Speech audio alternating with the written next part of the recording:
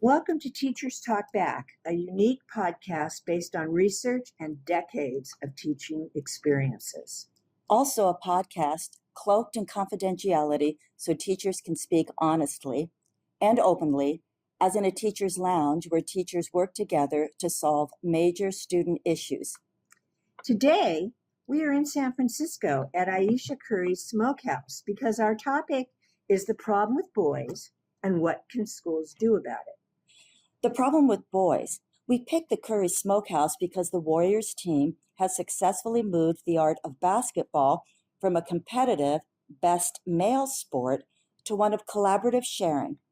Steve Kerr tells his team before each practice to focus on these concepts and in order from 1 to 4.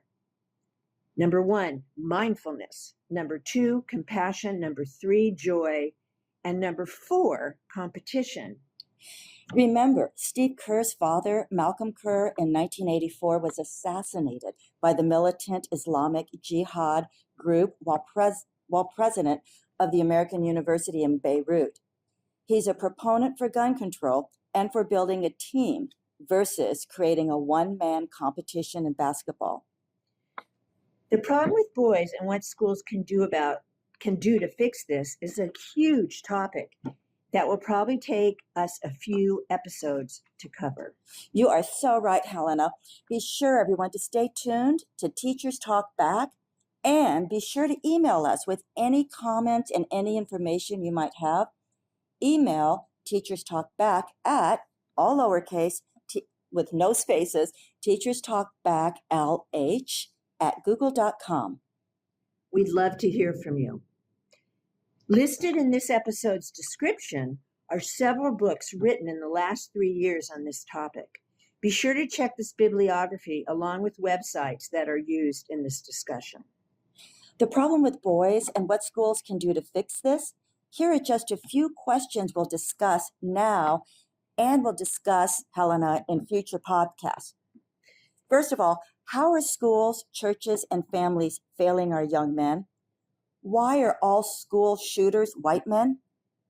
Why are over 95% of drive-by shootings men and tend to be gang-related? Why do mothers, coaches, educators change the rules for boys when they break them and not for girls? For instance, boys will be boys, but Helena, nobody says girls will be girls. No. Why do boys think they have the right to change the rules once they break them? And part of that is because they don't have to pay for breaking the rules. Did you know that caretaking and caring increases a man's brain size, brain productivity, and brain health? We'll also ask, why are men losing ground when it comes to professional disciplines in universities that a generation ago did not even allow women? University schools of architecture, engineering, medicine, vet medicine, STEM in the 50s through 70s claimed research in psychology said women did not have the ability for these fields of study. That's right, Helena. I have a quote for you to think about. Why don't we say boys will be boys when a man wins the Nobel Peace Prize? Again, think about it.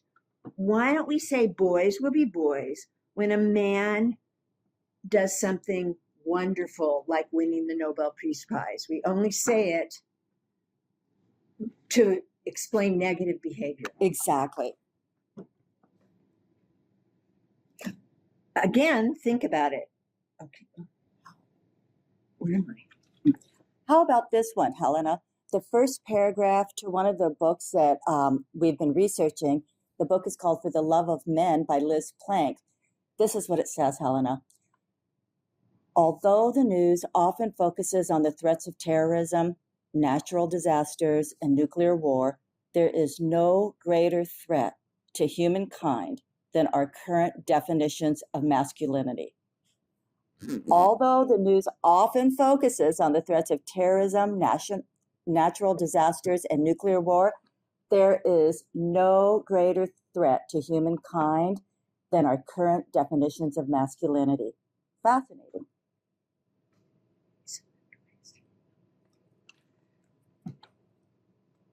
It's a huge topic and will take many episodes to cover.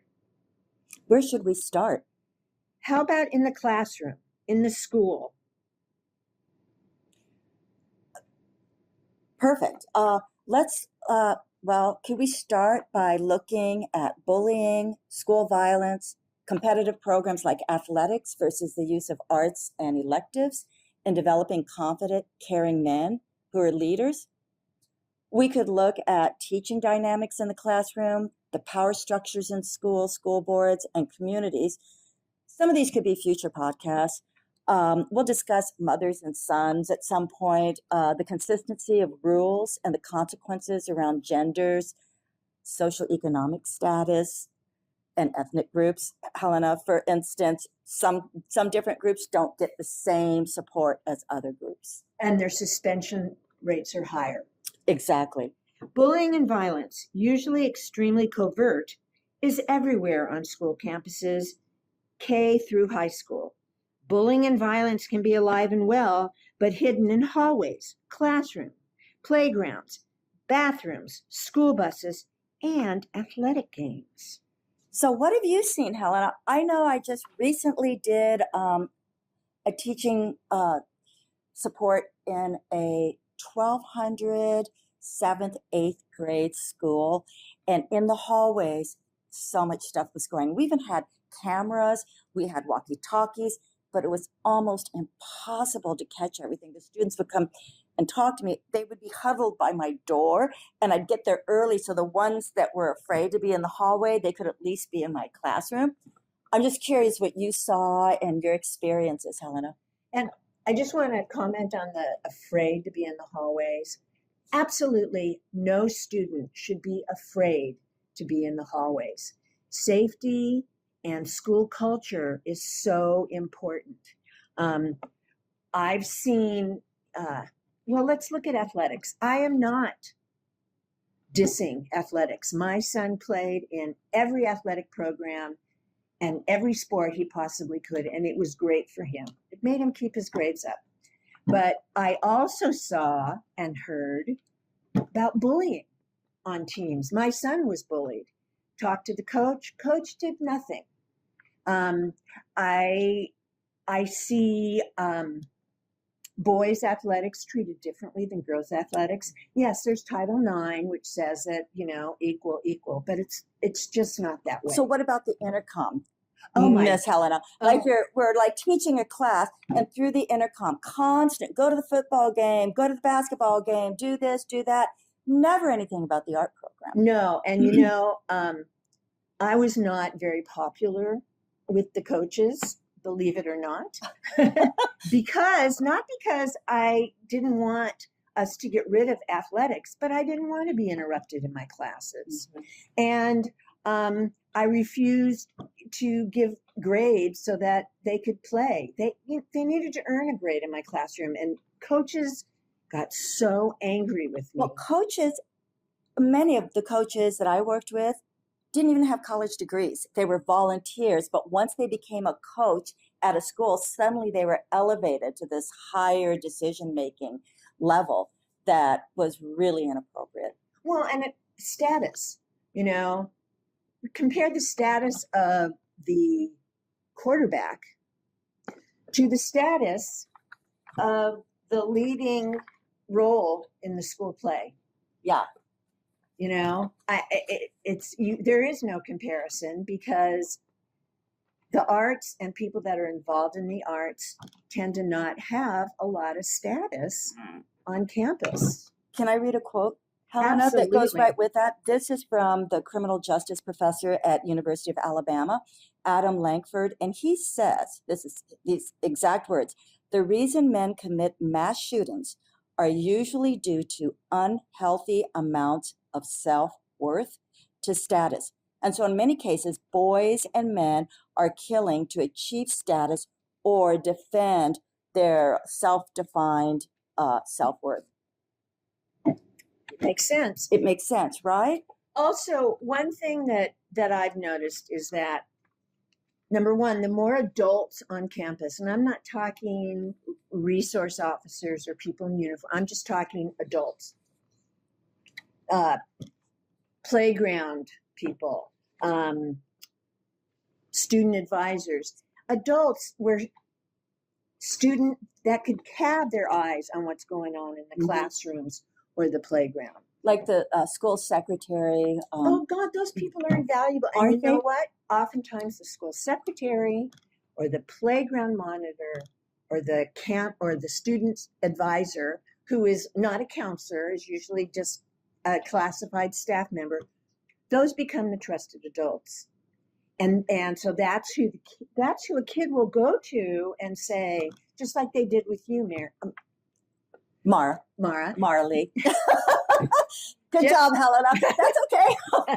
Just like they did for you, is these kids are afraid, and so they know that if they're on the playground, there is a trusted adult that they can go to and say, that kid is bullying me. So you're saying, Helena, that at schools, every child should have a trusted adult. Should think about that, and like it could be communicated through the student handbook that goes home to the parents. Like, ask your child, is there a teacher or an admin or a secretary or the occupational therapist? Is there an individual?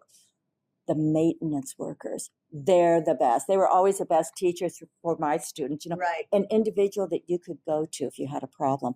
And somehow that could get back to the classroom teacher so that both the teacher and, let's say, the custodian and the student are aware of this, so that the custodian would know, I better go talk to Helena or Mara about this. Right. You know, the problem though, I mean, classified staff, schools could not run without them. They are the backbone, but they're often not taken seriously. Yes.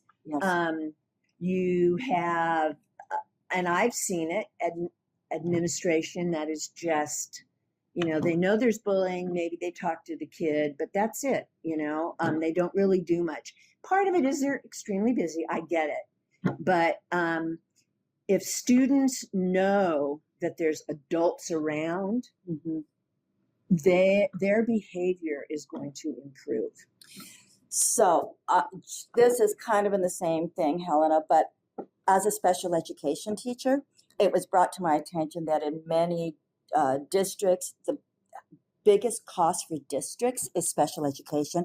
But in the district that I taught at for a long time, I had to right away fix that, because the biggest cost is special education directors and supervisors that do not follow the law.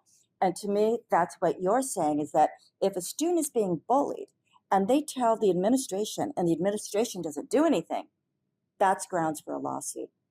Absolutely. And we've seen that. And you know, defending a lawsuit is expensive. Settling a lawsuit is expensive.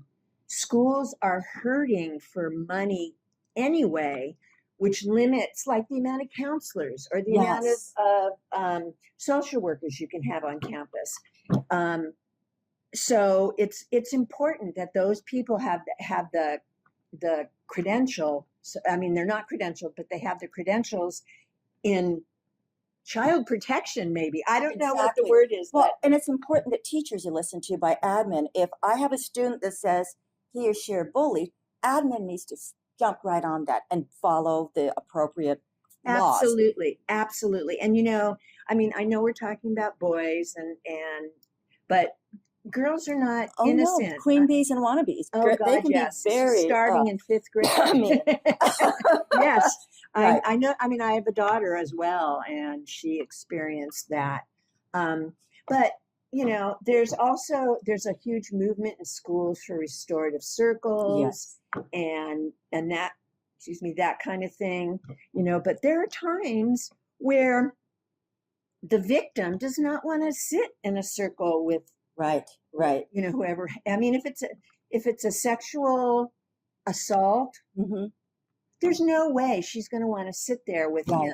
I mean, right. And they're, you know, there's certain things that are beyond the restorative circle. Once again, it's kind of student centered, and it Yes. depends on the needs of the student and the ability of the teacher and admin and support systems to listen, and parents, to the needs of that student and that family. But often it's not student centered. I agree. And, both of us have heard from parents who've said, I don't know what to do. I've gone to you, I've gone to the principal, nothing's changing for my kid. And then the lawsuit happens. Yeah. At Montgomery High School, where they had that stabbing, Yeah. the boy who did the stabbing had complained to the administration, had begged to go on independent study, and they said no. Asked for his schedule to be changed. Nothing. The school did nothing to protect him. So he decided to protect himself. And that's what happened. And guess what? There are lawsuits against Montgomery High School or Santa Rosa School District because of that failure. And it's not brain surgery. This Right. kid was begging, I'm being bullied. I don't feel safe at school. I want to go on independent study. Mhm. Fine. Let's try it for a month and see, that A, you're getting schooling, B, that things have died down, and then see if it's more comfortable for you. I mean, how hard is that to, like you said, listen to the student needs, listen to the parent needs, because this kid had pretty good parents from what I understand, and do something. That's right. I don't care how big your school is or how busy you are. Student safety should be number one. And that should come from administration, from the school board, the superintendent, to all the principals. Yeah. I've got this quote here that says, it's the Violence Project that says, mass shootings are often driven by despair and are a form of suicide. And sadly, that student asked for help, but didn't get any help.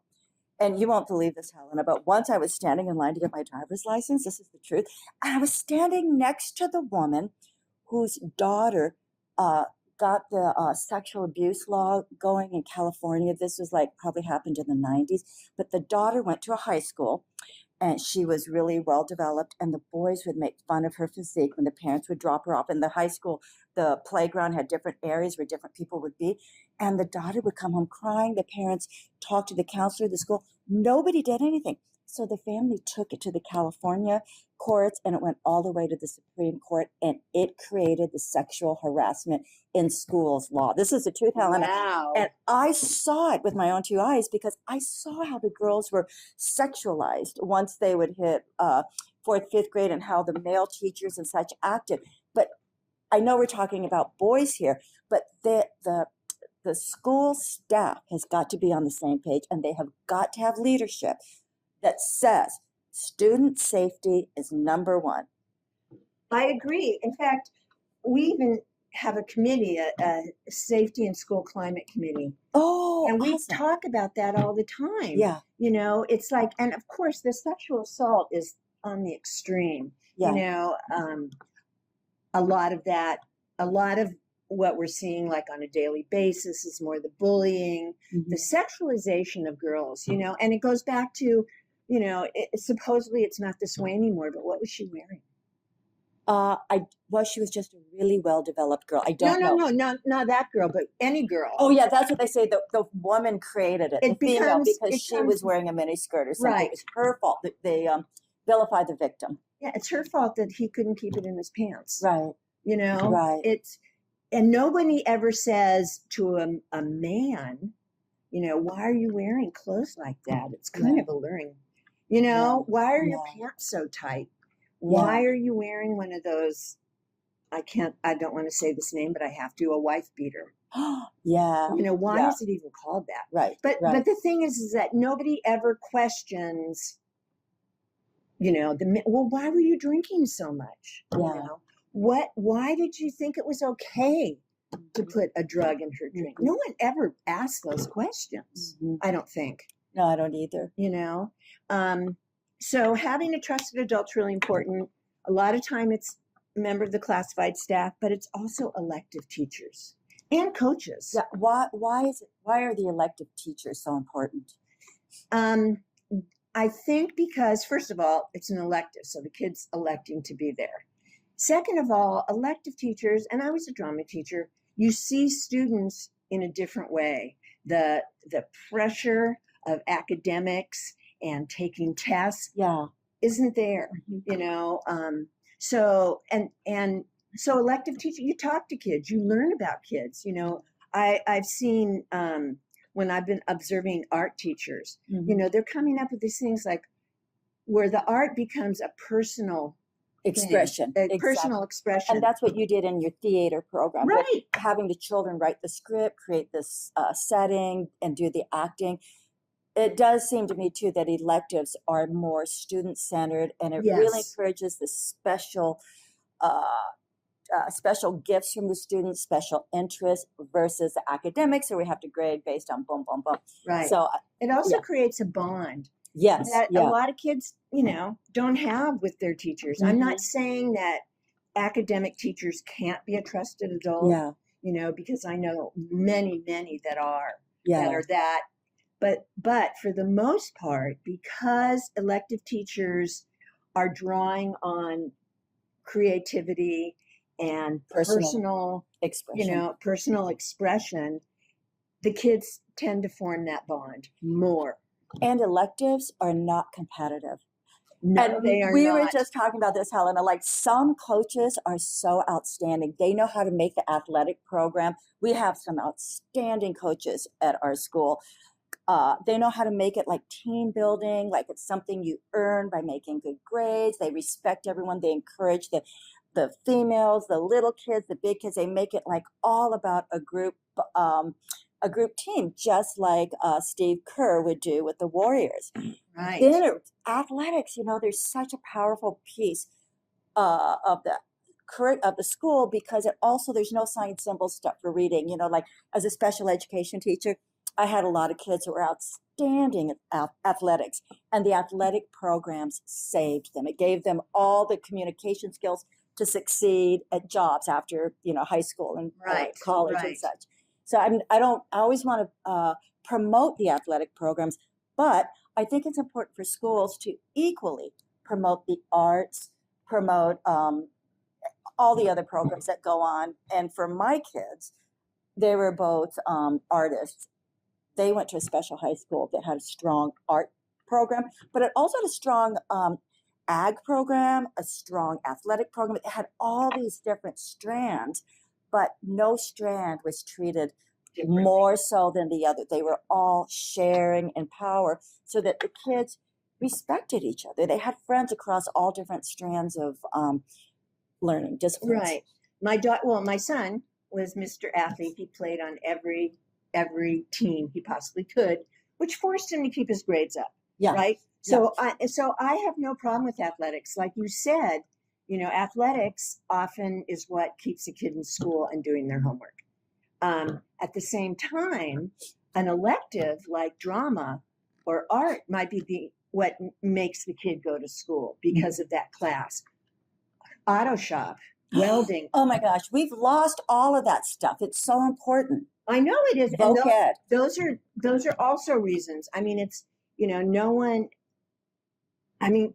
academics are important. Kids need all those things, but no one talks about special bonds with their math teacher. Right. I mean, they may have it, and I may be doing a gross disservice to math teachers, but you just hear, just like when people hear that I taught drama, they go, God, I remember being the tree in second grade, and they still remember it.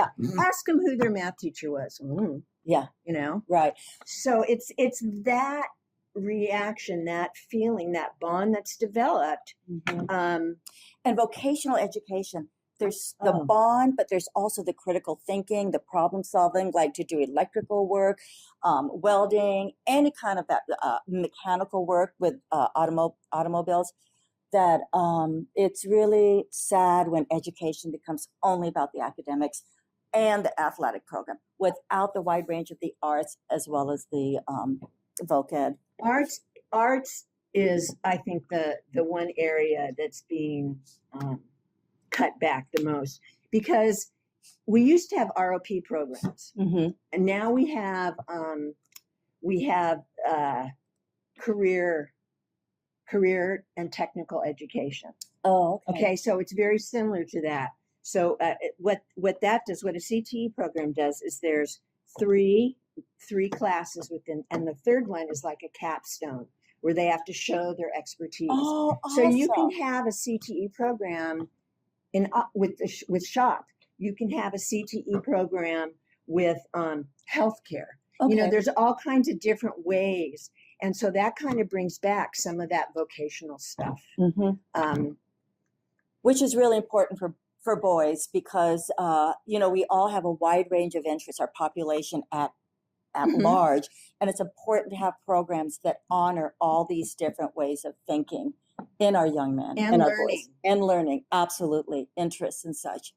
Yeah, and boys, you know, I don't know if this is true or not, but it's my sense that boys tend to be much more hands. Yes. Like the more they can do stuff with their hands, the better they do. Where do they do that? Shop classes, That's right. ag classes, Right. you know. So it's, you know, it's funny because in college they make you take these general education classes because Yeah. they say they want you to be well-rounded. Mm-hmm. Well, we want our students to be well-rounded in school, in public school. So, you know, we need to include the arts. Yeah. We need to include all that stuff. Mm-hmm. You know, academics and the non-academic classes, and they need to be given equal weight. Exactly.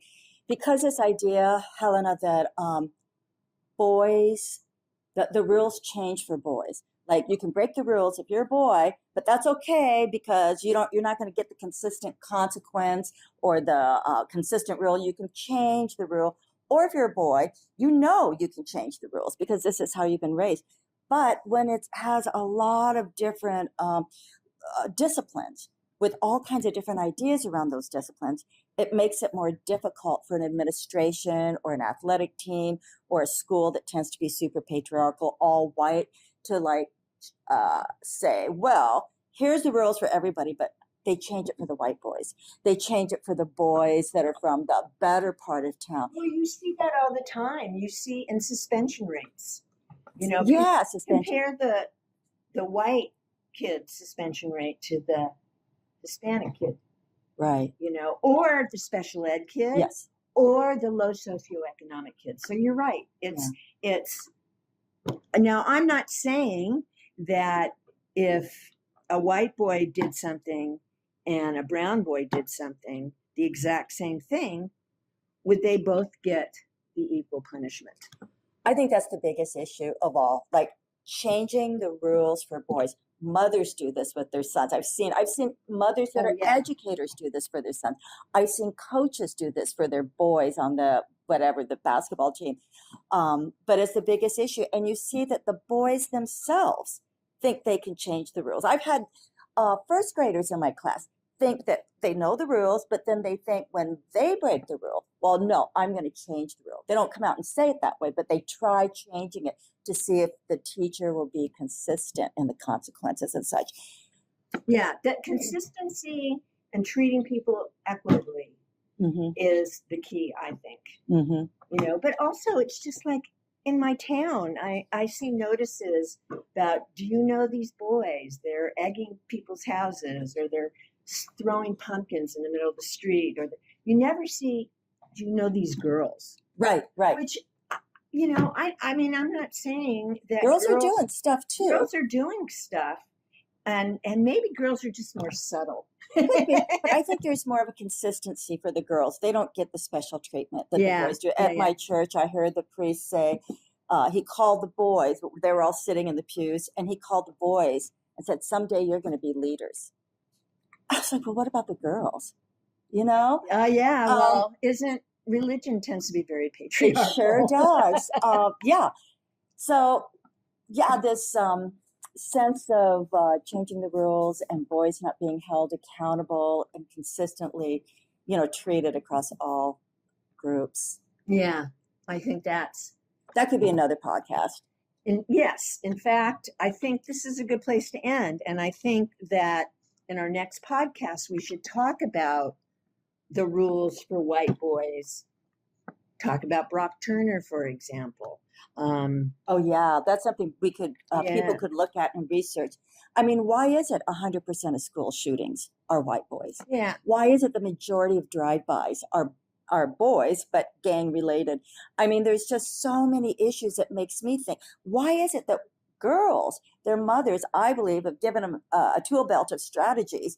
Girls are moving into the STEM and sciences and doing really well, but boys are falling out. If I was a mother of a son, I'd be on the 911 help my son bandwagon, because the boys are just having a really hard time. I mean, they feel so entitled, but yet they don't understand that they're getting more than anybody else. I'll make this quick, Helena, but when the Reviving Ophelia and Schoolgirls came out, I was teaching. I didn't think I favored the boys over the girls at all. So I told the class, I was teaching division on a whiteboard, and I said, I'm going to mark everybody when I call on them. I'm going to call on everybody the same amount. And for the first, I realized I wasn't calling on the girls at all. So for the first time, I called on everybody the same amount. And one of the boys started crying and said that he didn't know why, but he felt like he was getting more and more stupid and less able to learn in school. And I reassured him. I said, oh, it's because I'm not calling on you all the time. You know, they just have this way of the 50-50. They're getting 80 to 90% of the teacher's attention and whatever interactions. And the girls are getting 20 to 10%. But once it shifts to 50-50, it's kind of like a glass ceiling.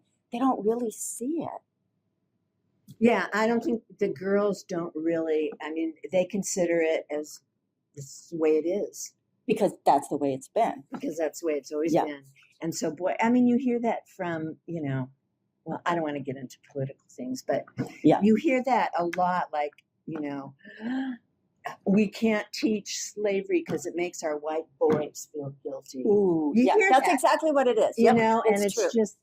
And if you try and teach real history, the way it really happened, it's the same thing. It doesn't have this patriarchal knight in shining Thank goodness armor we're in California. Glorification of the white man. Yeah, thank goodness. That we can teach honest history or honest literature. That's right. Or diverse literature. Yeah. Yeah, I'm really grateful. I don't know if I'd survive anywhere else. I know I wouldn't. Okay. Well, thank you, Helena. Well, we'll just move to a next topic like this next time. And please send in your emails to everyone to teacherstalkbacklh@google.com. Yes, we would love to hear from you. And any thoughts? I mean, this is a huge topic. It's very controversial. So we want to hear your thoughts, male or female. Exactly. And Teachers Talk Back is about teachers talking back. So please use our email, and we'll even if you just want to get it off your chest. Exactly. Well, thank you so much, everyone. Thank you, Helena. All right. So now I've got